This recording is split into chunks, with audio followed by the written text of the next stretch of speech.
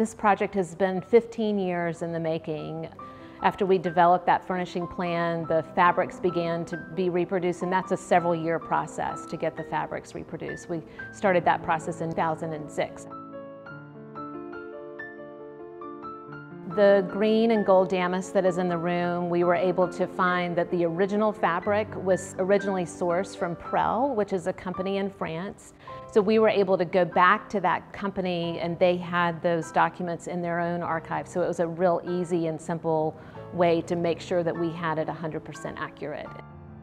Since the opening of Biltmore House, this room has been presented in a very kind of static way. If we look at old guidebooks, which is another thing that we look at in our archives, we see a very static arrangement of furniture.